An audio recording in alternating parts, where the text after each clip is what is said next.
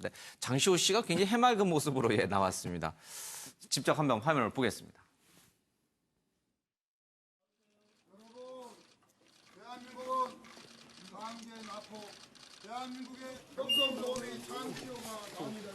지금 이렇게 하나씩 만나씩 호박 도움이 되어 계십니다.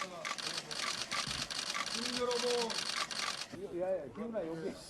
예, 윤 대표님. 네. 장시호 씨가 이제 첫 석방돼서 나왔는데 뭐 얼굴 표정은 밝아 보여요. 그렇죠? 예. 그렇죠. 일단 뭐 구속 만기가 돼서 이제 박근혜 전 대통령이나 최순실에 대한 재판이 끝난 다음에 같이 예. 선고하려다 보니까 구속 만기가 오늘 어제 밤이었잖아요. 그러니까 더 가둘 명분이 없은 거죠. 예. 근데 이제 정호성 비서관이나 김종 차관 같은 경우는 예. 다른 혐의로 추가로 해서 구속 연장을 했는데 예. 장시호 씨는 모두 다 알다시피 특검의 도움이었잖아요. 도움. 예. 그래서 뭐 윤석열 검사장 같은 경우도 우리 시호 할 정도로 거의 떠받들다시피 할 정도. 예. 그리고 또 최순실한테 그 태블릿 PC도 따로 있다는 것도 또 알려주고 예. 또 그 차명폰 번호까지도 거의 기억해서 해주고 어떻게 보면은 그 특검에 검사 한 10명이 일하는 역할을 했으니까 어떻게 예. 보면 특검에서 조금 관대한 처분을 해줬다고도 볼 수 있는데 지금 나왔다고 해서 석방됐다 죄가 끝난 건 아니고 그렇죠. 예. 이제 선고를 또 받아야 됩니다. 그런데 저 죄도 간단한 죄는 아니에요. 어떻게 기업에 협박해가지고 동계 스포츠센터 16억인가를 거의 갈취한 거잖아요. 그리고 자기는 싹 빠지려고 한 건데 그 죄에 대해서는 제가 보기에는 법관이 엄한 또 처벌이 있을 거다 저는 이렇게 생각합니다. 우리나라는 그러니까 1심 구속 기간 제한이 있습니다. 그러니까 6개월 내에 구속 상태에 있는 재판은 끝내야 되거든요. 근데 6개월 내에 못 끝내면 저렇게 장시호처럼 이제 예. 일단 풀려나서 재판을 계속 이어가게 되는데 지금 장시호 씨를 제외한 나머지 이 관련 피고인들, 소위 이제 특검이나 검찰에 밑보인 사람들은 추가 기소를 통해서 또 구속영장을 발부받아서 계속 6개월이 넘어가도 구속 상태를 유지하고 있는데 이거는 사실은 법리적으로도 큰 문제가 있습니다. 이거 검찰의 기소권 남용이 될 가능성이 많습니다. 왜냐하면 구속 기간을 억지로 연장하기 위해서 소위 이제 먼지털이식 수사, 그것도 법리적으로 죄가 잘 될지 안 될지 좀 아리송한 거를 추가 기소하면서 지금 구속 기간을 6개월 이상 연장해 나가고 있거든요. 이게 전형적인 기소권 남용에 해당될 가능성이 매우 높습니다. 예. 뭐 검찰에 적극 협조하는 사람은 저렇게 좀 뭐 석방시켜주고 그렇지 않은 사람은 다른 혐의로 또 기소해서 또 연장시키고 예. 근데 또 다른 한쪽에서 보면은 검찰 수사에 적극 협조하고 혐의를 밝히는데 적극 협조하면은 또 그에 합당한 조치를 취해주는 건 나쁜 건 아니잖아요. 근데 그거는 뭐 구형량의 조정이라든지 얼마든지 다른 다른 방법으로 할수 방법들이 있다. 있거든요. 예. 근데 사람 신병을 갖고 저렇게 뭐 밑보였다고 해서 추가 기소를 예. 통해서 구속 기간을 6개월, 1년씩 연장하는 것은 결코 바람직한 상황은 아닙니다. 알겠습니다. 근데 이제 이 풀려난 장시호 씨와 그다음에 또 구속영장이 기각된 정유라 만날 가능성은 지금으로서는 글쎄요, 뭐 잘 모르겠어요. 그 두 사람이 이렇게 편하게 만날 수 있는 사이는 아닌 것 같긴 합니다. 물론 이제 취재진도 있고 사람 보는 눈도 있어서 그러나 연락은 하겠죠, 그렇죠? 원래 장시호 씨하고 예. 정유라 씨가 좀 친했다라고 하고요. 예. 장시호 씨 때문에 정유라 씨가 승마를 하게 된 계기가 되지 않았습니까? 예. 그러니까 이제 원칙적으로 따지면 둘이서 서로 친하게 지내는 게 맞겠지만 어차피 이제 이 사건이 터지면서 둘이는 갈 길이 달라졌기 때문에 지금 나왔다고 해서 장시호 씨가 굳이 정유라를 만나야 되거나 정유라가 장시호를 만나야 될 이유는 사실 없어 보입니다. 예. 게다가 이제 만났을 때 둘이서 할 얘기들이 뭐가 있을지도 좀 궁금하고요. 그래서 아마도 당분간 그렇게 막 급격하게 만나거나 뭔가를 할 것 같지는 않은데 예. 이제 그럼에도 불구하고 또 장시호 씨랑 정유라 씨는 요즘 이제 젊은이들의 그 캐릭터상으로 예. 뭐 그 본인들이 뭐 이 재판과 관련해서 했던 건 했던 거고 또 이제 그것과 별개의 또 관계는 관계이니까 뭐 이제 필요한 경우에는 만날 수도 있겠죠. 근데 지금 정유라 씨하고 장시호 씨는 지금 전략 자체를 매우 다르게 쓰고 있기 때문에 어떻게 보면 사실은 이제 적의 입장으로 돌아섰다라고 볼 수 있어요. 그래서 이 재판이 끝나기 전까지는 사실 둘이 이렇게 꼭 만나서 뭔가를 예. 해야 될 것 같지는 않아요. 적대적 관계로 돌아섰다. 그렇죠. 예. 어쨌든 뭐 최순실에게 이 정유라, 장시호는 굉장히 중요한 인물들인데 자신을 대하는 태도는 완전히 좀 상반되니까 불편한 관계로 바뀌었다. 예. 정유라의 아들이 어제 귀국을 했습니다. 마필 관리사도 들어왔는데 사실 이 말 관리사가 오히려 정유라보다도 최순실과 삼성 또 박근혜 전 대통령의 관계에 더 핵심적인 증인이 되지 않겠느냐라는 시각도 분명히 있습니다. 귀국했던 모습 잠깐 보겠습니다.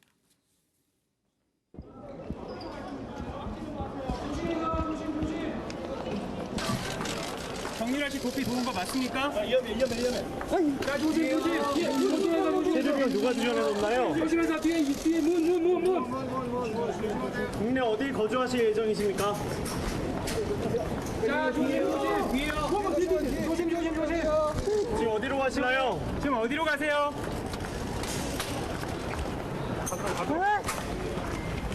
들어갑시다. 근데 저 보모도 또 마필 관리사도 참고인 신분으로 조사를 받긴 합니다만은 참고인 수준일까? 아니면은 정말 이 삼성과 또 국정농단에 어느 정도 개입을 했을까? 이 부분도 사실은 들여다봐야 되는 거 아닌가요? 사실은 이제 이 두 분이 예. 그 정유라 씨가 계속해서 돈을 어떻게 썼는지 잘 모른다라고 출처도 모른다라고 얘기하고 있기 때문에 이제 이 두 분에 대해서 지금 검찰에서 조사를 하고 있는 건데요. 예. 근데 피의자 신분으로 전환될 가능성은 별로 많아 보이지 않고요. 아, 그래요? 예. 아마도 참고인으로 이제 두면서 계속해서 얘기를 할 것 같은데 제가 보기에 보모 자체는 그렇게까지 뭐 이 돈의 출처나 뭐 경위와 관련해서 아는 게 많지 않을 것 같고 중요한 게 마필 관리사인 것 같아요.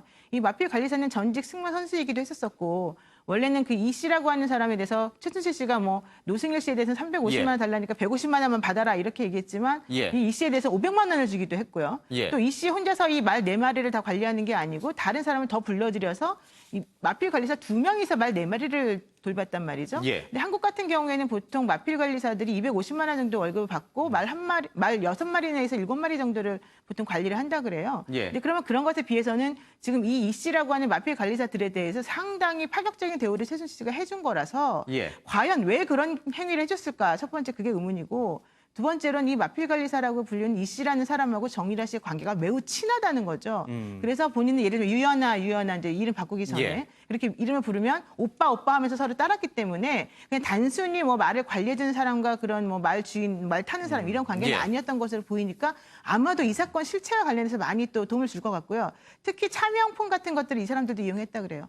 그래서 아마도 정유라 씨가 예. 그 다른 사람들하고 얘기하는 것이라던가 또 특히 돈의 출처나 특히 뭐 독일에 있는 주택이나 건물 같은 걸 구입할 때 쓰는 자금이라던가 페이퍼 컴퍼니 만들 때 어떤 식으로 일을 했을 것인가 이와 관련된 여러 가지 것들에 대해서 아마 예. 핵심적인 정보를 많이 가지고 있지 않을까 생각합니다. 그러니까 이제 죄는 엄단을 좀 하긴 해야 됩니다만은 또 저렇게 갓난아이를 이렇게 또 안고 나타난 모습 보니까 마음이 이렇게 좀 불편한 부분이 좀 있네요. 그죠? 썩 막 이렇게 막 글쎄요. 뭐 강하게 처벌할 건 분명히 처벌을 해야 되지만 저 아이가 무슨 죄가 있을까? 뭐 이런 또 연민의 정도 좀 느끼게 되고 좀 복잡하네요. 예. 그렇죠. 우리나라는 연좌제 안 하잖아요. 예. 그러니까 애 2살짜리까지 우리가 거기에 대해서는 우리가 좀 너무 이렇게 관심을 좀 안 기울였으면 좋겠고 예. 정유라 영장 재청구 하느냐 안 하느냐도 국민들이 예. 영장 왜 그 제대로 수사 안 해서 구속 안 시켰느냐 이렇게 예. 반발도 굉장히 큰데 그 법원에서 영장 기각한 사유도 정유라가 완전히 죄가 없다는 게 아니라 예. 관여도에 대한 그게 이제 상당히 예. 정도가 구속할 정도까지는 안 된다 그거거든요. 그러니까 거기서는 우리가 정유라의 죄는 밉지만 정유라가 했다는 객관적인 게 나타날 때까지 전까지는 예. 우리가 좀 더 냉정한 시선으로 좀 봐야 되지 않느냐. 그리고 불구속 상태에서도 얼마든지 수사는 제대로 할 수 있습니다. 다만 검찰이 너무 예. 영장 그거를 빨리 체포해가지고 체포 시간을 좀 길게 좀 못 가지고 수사를 제대로 못한 점은 예. 비난을 많이 받아야 되지만 이제 21살짜리 정유라 그 2살짜리 애까지 너무 관여해서 우리가 국민들이 보는 건 조금 좀 그렇다. 그래서 어제 들어왔지만 유섬나 같은 경우는 거기는 좀 괘씸해요. 나이가 50 넘었고 3년간 프랑스에 피해 있다가 이제서 그 거의 뭐 독재에 항거하다 온 것처럼 이제 새로운 정부의 새로운 재판을 예. 받겠다고 오는 거는 큰 너무 속이 보여서 저런 분들은 반드시 구속을 시켜야 되지만 다른 분들은 좀 법의 좀 예. 상관도에 따라서 좀 할 필요가 있다 이런 생각이 듭니다. 알겠습니다. 예. 자, 주제 정치권 소식으로 하겠습니다. 정진석 새누리당 자유한국당 의원과 박지원 국민의당 전 대표 간의 페북 댓글 공방이 벌었는데 웬 챗? 뭐 이런 얘기가 있습니다. 무슨 얘기인가 자세한 얘기는 박진아 아나운서 얘기 좀 들어보겠습니다. 네, 자유한국당 정진석 의원과 국민의당 박지원 전 대표가 SNS에서 댓글 공방을 벌였습니다. 박지원 전 대표는 김상조, 강경화, 김희수 이 세 후보자에 대한 청문회를 언급하면서 국민의당이 협력과 역할이 필요하다고 생각한다. 이렇게 글을 남겼는데요. 이를 보고 정진석 의원이 딱 한 글자로 챗이란 댓글을 남겼습니다. 대선까지만 해도 박 전 대표는 문재인 대통령을 강하게 비난했었는데 이번엔 정부를 감싸는 듯한 글에 정 의원이 불편한 심경을 드러낸 겁니다. 이어 박 전 대표는 웬 챗이냐며 되받아쳤고 정 의원은 더는 반응하지 않았습니다. 이른바 챗 공방이 화제가 되자 박 전 대표는 라디오 인터뷰에서 이에 대해 언급하기도 했는데요. 잠시 들어보겠습니다. 정진석 전 원내대표야 저희하고 좀 정체성이 다릅잖아요. 네. 그리고 그분이 지지하는 홍준표 전 지사와 궤를 같이 하기 때문에 네네. 저희하고 함께한다. 이러한 것은 조금 무리할 겁니다. 그렇게 보세요. 댓글에 대해 정 의원과 사적으로 얘기해봤느냐라는 질문에 박 전 대표는 본인도 장난을 좀 친 것 같다며 웃어넘겼습니다. 계속해서 대담으로 이어가겠습니다. 이제 웬 챗? 약간 아이들이 쌍가서 유치한 것 같기도 하고 그러나 챗 한마디에 이제 단어 하나에 들어가 있는 의미를 생각해 봤을 때는 굉장히 또 적절한 표현들을 서로 주고받으신 것 같고 어쨌든 자유한국당에서는 국민의당이 여당이 이중대다라고 하고 있고요. 국민의당에서는 자유한국당 꿈에서 깨어나라 얘기를 해서 야권 연대의 균열 조짐을 보이고 있다는 얘기를 좀 하고 있습니다. 인사청문회 관련해 가지고 박지원 전 대표는 지금 논란이 되고 있는 새 후보자 모두 다 통과됐으면 좋겠다 이렇게 얘기를 하고 있어요. 그렇죠? 조금 달라요. 다른 분들하고는. 대선 이후에 국민의당의 스탠스가 참 묘합니다. 왜냐하면 이제 국민의당은 뭐 객관적으로는 호남을 지역적 기반으로 예. 한 당인 거는 뭐 틀림없는 사실인데 예. 이 호남 지역에서 당시 문재인 후보가 안철수 후보보다 약 2배 이상의 득표를 예. 올렸거든요. 그러니까 국민의당의 지역적 기반이 지금 붕괴되는 거 아니냐라는 예. 위기감을 국민의당 소속 국회의원들은 가질 수밖에 없고 그러다 보니까 지금 문재인 정부의 초기에 예. 인사 문제 관련해서 뭐 대표적으로 이낙연 총리에 대한 임명 동의안에 있어서 국민의당이 찬성적으로 돌아서면서 이제 그 임명 동의안이 국회에서 예. 통과될 수가 있었거든요. 그리고 그 이어서 지금 계속 이어지는 인사청문회에서도 국민의당이 이제 민주당에 협조하는 듯한 태도를 지금 보이고 있기 때문에 박지원 전 대표로서도 그거에 대한 어떤 명분을 SNS를 통해서 이제 밝힌 것이고 그와 같은 이제 대선 전후를 해서 180도 이제 국민의당 태도가 바뀐 것에 대해서 정진석 전 원내대표가 이제 뭐 챗이라는 한마디로 이제 의사 표현을 한 것입니다. 알겠습니다. 좀 예. 뭐 묘하죠. 당리당략이나 뭐 여러 가지가 있겠습니다만 그걸 떠나서 새 후보자에 대한 어떤 객관적인 평가만 놓고 봤을 때 이분들은 좀 합당하다라고 하면은 뭐 반대를 하는 야당이긴 하지만 찬성표를 던질 수 있는 것인데 그분과 관련해서 이제 두 사람 사이가 조금 생각이 좀 다른 것 같습니다. 어제 인사청문회가 있었는데 강경화 후보자가 자녀 때문에 공직 박탈을 하는 것은 구시대적이다 이런 얘기를 좀 했고요. 그리고 엄마의 마음으로 위장 전입을 별 생각 없이 했는데 생각해보니 죄송하고 또 죄송하다라고 하면서 국민께 사과를 좀 했습니다. 야당 5개 비리 가운데 4개 해당된다고 총공세를 폈지만 한 방은 없었다라고 경향신문에서 기사를 쓰고 있습니다. 뭐 박사 논문 표절이라든지 증여세 부분, 남편 자녀 투기 관련해서는 충분히 소명을 했다. 그럼에도 불구하고 사려 깊지 못했다라고 얘기를 하고 있습니다. 업무와 관련해서는 굉장히 새 집행을 열 자신이 있다라고 얘기를 좀 했고요. 이 강경화 후보자 얘기 가운데 사실은 이제 친정 엄마 부모를 자기가 여전히 모시기 때문에 남편과 자신이 이제 경제적으로 좀 재산을 월급이나 이런 것들을 이제 따로 관리하는 과정에서 뭐 여러 가지 이제 논란이 좀 뭐 집 문제라든지 이런 것들이 발생했다라고 했는데 이 부분이 오히려 또 이렇게 지지를 받는 그런 현상을 낳고 있습니다. 직접 들어보겠습니다. 지금 후보자는 상당히 많은 그 부분에 있어서 세금을 탈루한 것이 지금 드러나고 있고 그런 확실한 지금 증거들이 지금 나오고 있습니다. 어떻게 생각하십니까? 네, 의원님 너무 죄송하게 생각합니다. 저희 그 재산 관리에 있어서 말씀드리기 죄송합니다만 제가 세 딸의 맏딸로서 저희 친정 부모님 경제력이 없는 저희 친정 부모님을 늘 부양하고 있었습니다. 그렇기 때문에 남편의 재산 관리와 저의 재산 관리를 별도로 하는 걸로 남편이 저를 편하게 해주기 위해서요. 저희 부부는 처음부터 그렇게 살아왔는데 그래서 남편이 관리하는 재산 부분에 대해서 저도 잘 알지 못하고 저의 부분에 대해서도 남편도 잘 알지 못하는 세부적인 사항에 대해서는요. 그런 관련해서 이런 그 납세 의무에 대한 세부 사항에서 서로 몰랐던 부분이 있었던 거에서 대단히 죄송스럽게 생각합니다. 예, 저 말이 지금 이제 기혼 여성들한테 이제 굉장히 지지를 받아요. 시집 가면은 사실은 친정 부모에게 용돈 주기도 눈치 보이는 게 우리 한국의 이제 보통 이 기혼 여성들의 생각인데 저게 인사청문 과정에서 좀 오히려 이제 찬성 여론을 가져오는 계기가 될 수 있을까요?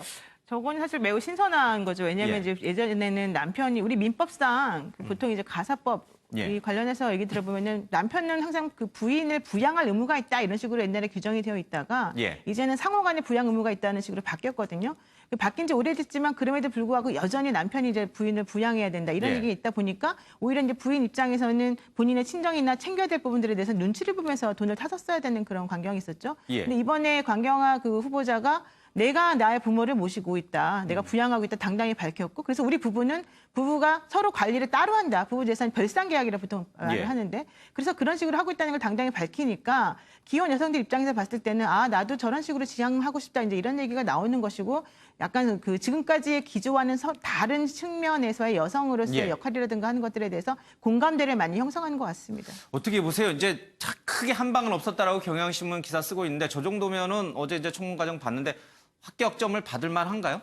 뭐 한 방이 없었다는 것은 뭐 편향적으로 그 기사를 쓴 것 같고요. 우리 사회에서 그러면 앞으로 공직 후보자에 대해서 우리 부부는 재산을 따로따로 관리해서 다른 내 배우자의 탈세 문제에 대해서 난 잘 모르고 내 책임은 없다라고 변명을 할 때 그럼 그거 다 받아줘야 되느냐? 한번 생각을 해보시죠. 앞으로 공직 후보자가 지금 강경화 후보자는 참 편하게 얘기하고 예. 있습니다. 지금 자녀의 국정 문제 때문에 공직을 바타라는 건 구시대다. 그러니까 자기하고 의견 다르면 다 적폐고 구시대적으로 표현하고 있는데 지금까지 많은 공직 후보자들이 자녀 문제 때문에 배우자 문제 때문에 다 탈락했습니다. 예.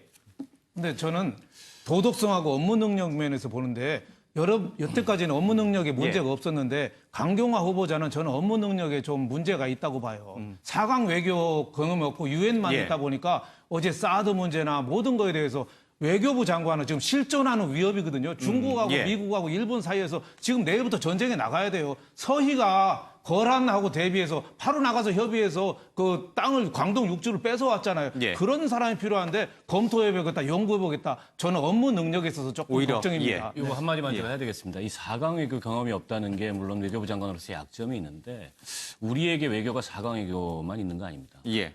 반대로 얘기하면 이 다자간 외교에는 굉장한 장점을 예. 가지고 있고 큰 틀에서 외교 패러다임의 전환도 필요하기 때문에 그거 하나만 가지고 업무 능력을 얘기하는 좀 곤란하고요. 자녀 국정 문제로 공직 후보 자격을 논하는 것은 구시대적입니다. 전 세계 어떤 나라도 그런 걸로 예. 공직 후보에서 탈락시키거나 그게 결격사유라고 보는 게 없어요.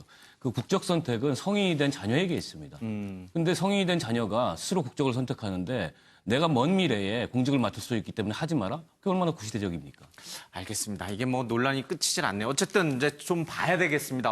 청문 보고서 채택 여부 또 문재인 대통령이 어떤 결정을 내릴지 좀 지켜보도록 하겠습니다. 트럼프 대통령이 지금 탄핵 위기로 모여 있는데 이건 시간이 없어서 저희들이 여기서 좀 정리하겠습니다. 네, 시청해주신 여러분 고맙습니다.